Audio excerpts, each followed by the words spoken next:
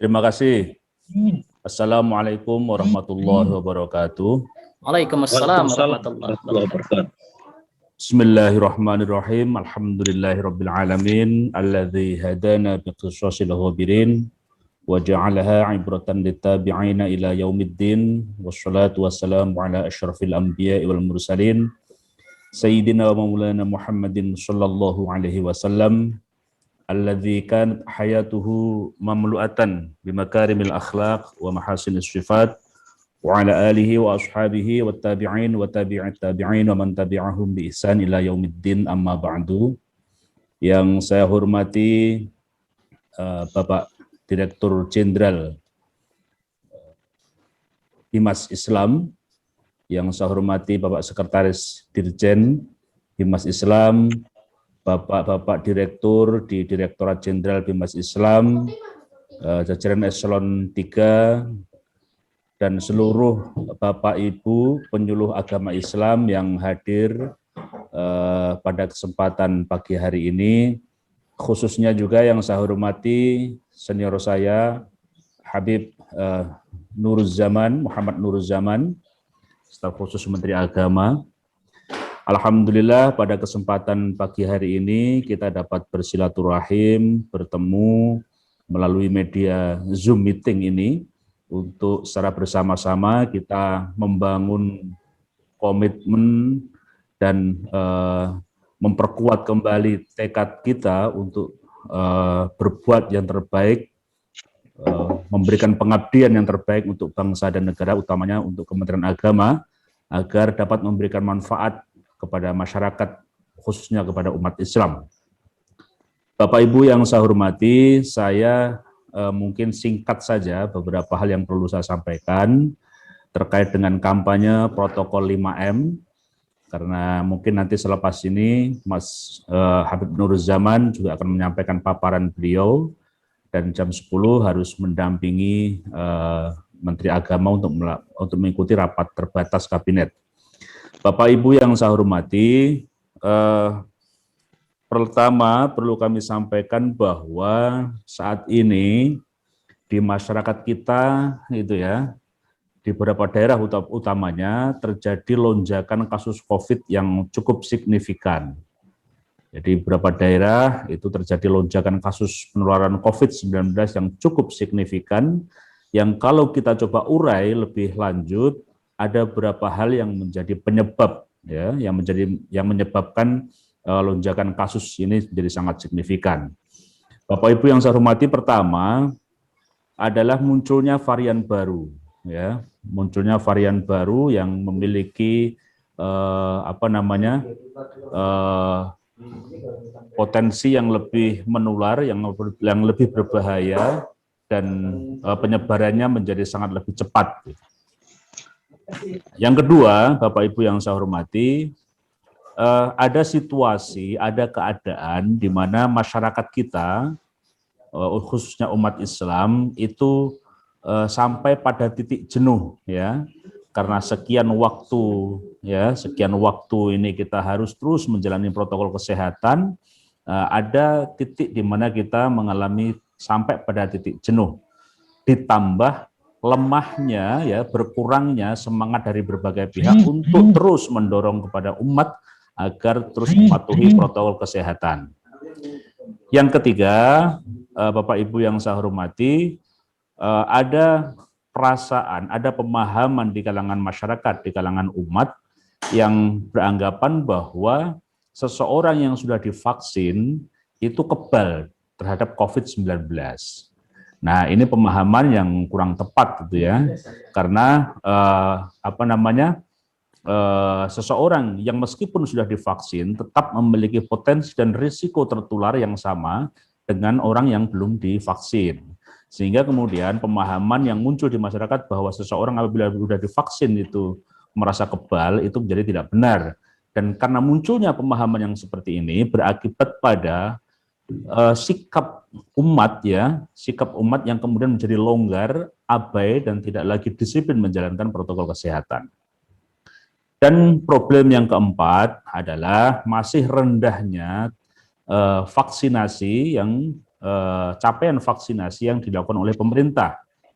Karena memang sampai saat ini kita melihat capaian vaksinasi nasional itu masih belum sampai pada titik capaian yang menjadi target dari pemerintah. Oleh karena itu, beberapa hal inilah kemudian yang menyebabkan terjadinya lonjakan ya kasus penularan COVID-19 yang cukup signifikan di Indonesia.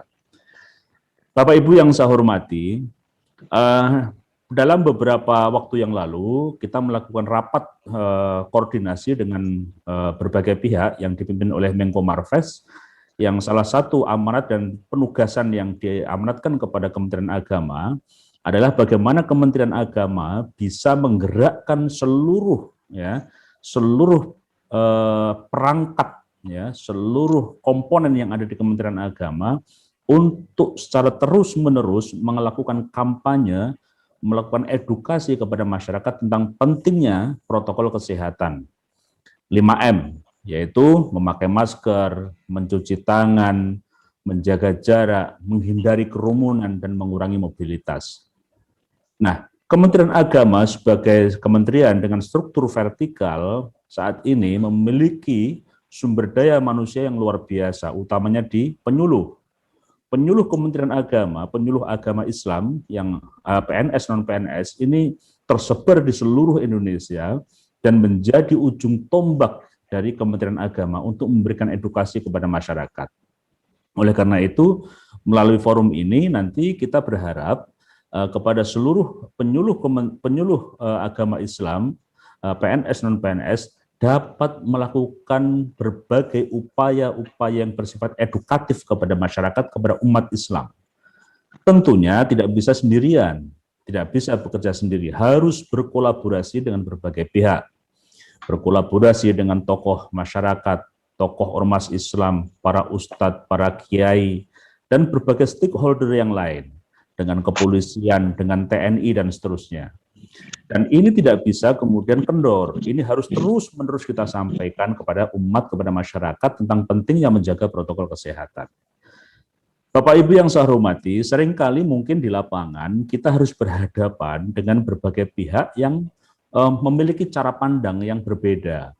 Umpamanya ada pihak-pihak tokoh masyarakat, tokoh Islam yang menyampaikan bahwa COVID ini ada rekayasa.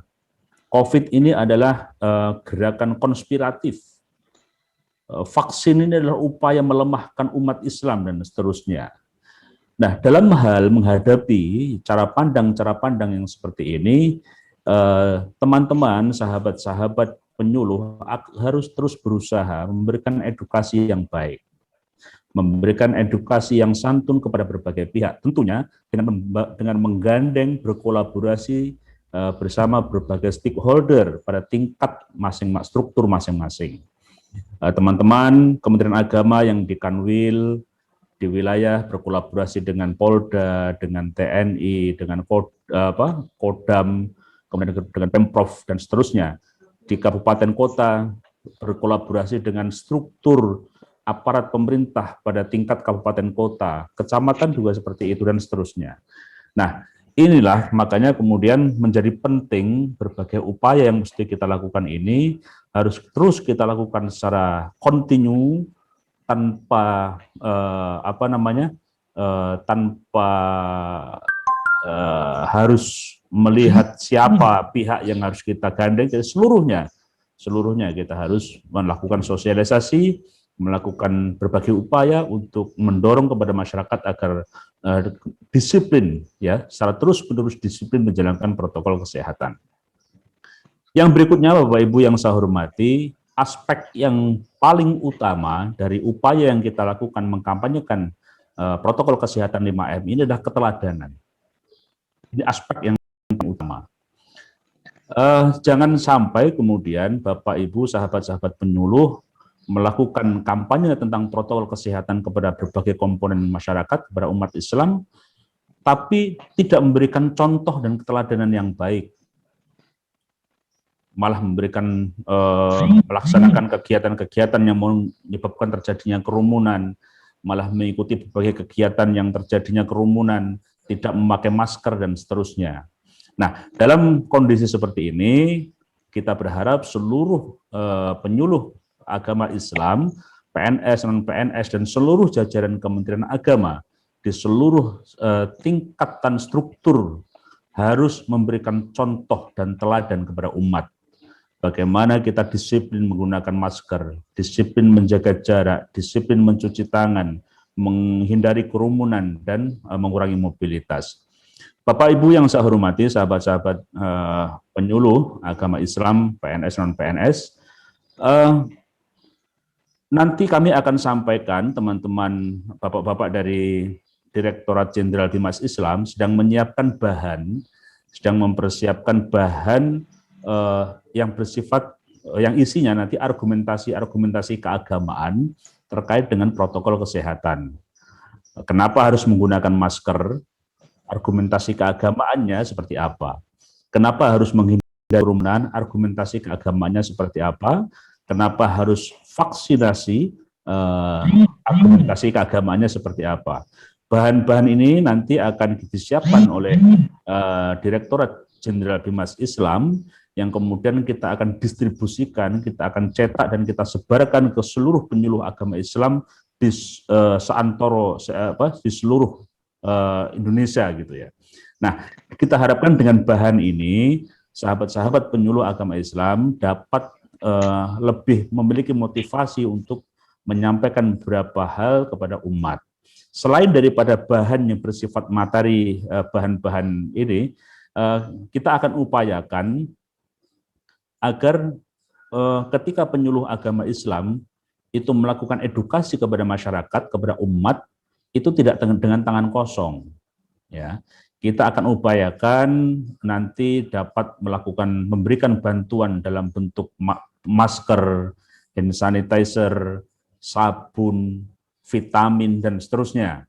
Kita akan upayakan itu, sehingga kemudian selain penyuluh agama Islam nanti memberikan edukasi, mengupayakan untuk terbangunnya kesadaran umat, teman-teman penyuluh juga dapat memberikan bantuan kepada berbagai pihak dalam bentuk barang-barang yang dibutuhkan untuk menghindari penularan COVID serta meningkatkan imun tubuh. Nah, itu mungkin yang sedang kita upayakan juga. Sahabat-sahabat penyuluh yang saya hormati, sebagai akhir dari apa yang dapat saya sampaikan, saya ingin mengutip satu syair dari Imam Syafi'i yang bunyinya, pasti Bapak Ibu sekalian sangat mengenal syair ini. Arjun najata walam tasluk masalikaha innas safinata la tajri 'alal yabasi. Kita semua menginginkan keberhasilan, kita semua menginginkan kesuksesan, kita semua menginginkan kejayaan, keunggulan, dan segala macamnya lah, yang baik-baik itu. Akan tapi, apabila kita tidak meniti jalan untuk mencapainya, kita menginginkan kebahagiaan, tapi kita tidak meniti jalan untuk mencapainya, maka ibarat bahtera itu tidak akan bisa berlayar di tanah yang kering. Artinya mustahil tercapai. Kalau kita menginginkan kesuksesan, menginginkan keberhasilan dalam berbagai upaya yang kita rencanakan, kita harus meniti jalan untuk mencapainya. Kita merencanakan dengan baik, kita jalankan dengan baik, dan kita lakukan evaluasi juga dengan cara yang baik. Nah, insya Allah dengan berbagai upaya yang kita lakukan, kesungguhan yang kita tunjukkan, kita akan mampu mewujudkan berbagai harapan berbagai pihak gitu ya, akan peran serta Kementerian Agama dalam hal menangani pandemi COVID-19 ini. Benar-benar kita berharap seluruh penyuluh agama Islam mampu mewujudkan dirinya sebagai pihak yang menjadi ujung tombak dari Kementerian Agama. Bapak Ibu yang saya hormati, terakhir kami nanti dari Kementerian Agama akan menyiapkan satu sistem informasi ya, sistem ya, untuk melakukan monitoring terhadap proses sosialisasi, proses kampanye tentang pentingnya protokol 5M ini. Nanti secara teknis kita akan lebih diskusikan dengan mungkin nanti Bib Zaman ya bisa lebih menyampaikan itu. Tapi kita berharap seluruh penyuluh agama Islam nanti dapat memahami bagaimana mekanisme pelaporan, karena dalam hal pelaksanaan dan implementasi kebijakan ini harus ada melalui 3 tahap. Bagaimana kebijakan itu diambil, bagaimana kebijakan itu dijalankan, dan bagaimana kebijakan itu kita monitoring dan kita evaluasi proses implementasinya. Nah, itu yang penting nanti terkait dengan sistem pelaporan dari berbagai kegiatan yang dilakukan oleh penyuluh agama Islam. Saya kira itu, Bapak Ibu yang saya hormati, dengan segala hormat, mudah-mudahan berbagai upaya, berbagai ikhtiar yang kita lakukan ini memperoleh ridho dari Allah Subhanahu wa taala. Semoga kita semua senantiasa sehat walafiat, seluruh keluarga kita senantiasa sehat walafiat. Jangan pernah bosan, jangan pernah berkecil hati, jangan pernah minder, dan kita harus bangga menjadi bagian dari Kementerian Agama, bahwa kita mampu berbuat yang terbaik, melakukan kampanye tentang 5M, memakai masker, mencuci tangan, menjaga jarak, menghindari kerumunan, dan mengurangi mobilitas. Mudah-mudahan kita mampu memberikan pengabdian yang terbaik untuk bangsa, negara, utamanya adalah untuk agama Islam. Saya kira itu dari saya, dan mohon izin saya langsung izin meninggalkan tempat karena mendampingi Gus Menteri Agama untuk rapat terbatas kabinet. Selanjutnya dengan segala hormat kami aturkan kesempatan kepada moderator yang nanti akan dilanjutkan oleh Bib Zaman. Terima kasih. Wallahul muwaffiq ila aqwamit thoriq. Wassalamualaikum warahmatullahi wabarakatuh.